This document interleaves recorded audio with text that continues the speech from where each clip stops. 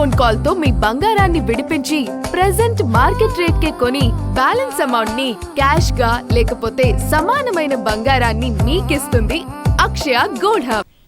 America ప్రభుత్వం మరోసారి పాక్షికంగా మూతపడింది. 2026 బడ్జెట్ ఆమోదానికి విధించిన గడువు ముగియడంతో ఫెడరల్ ప్రభుత్వంలో మూడొంతుల విభాగాలు ప్రభావితమయ్యాయి. విద్య, ఆరోగ్యం, గృహ నిర్మాణం, రక్షణ సంబంధిత ఏజెన్సీలు ఈ జాబితాలో ఉన్నాయి.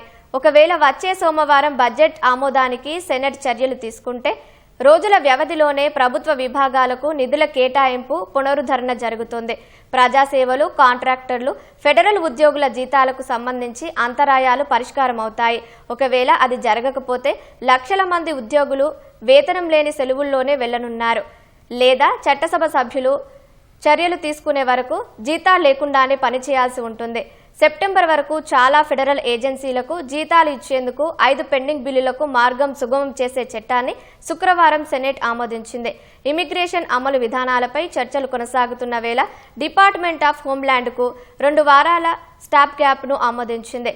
సోమవారం ఎగువ సభలో సమావేశం తిరిగి ప్రారంభం కానుండటంతో త్వరగా చర్యలు తీసుకోవాలని అమెరికా అధ్యక్షుడు డొనాల్డ్ ట్రంప్ డెమోక్రాట్లను కోరారు. ట్రంప్ హయాంలో కొన్ని నెలల క్రితం అమెరికా చరిత్రలోనే సుదీర్ఘమైన షట్డౌన్ తలెత్తింది. లక్షల మంది ఉద్యోగులు తీవ్రంగా ఇబ్బందులు పడ్డారు.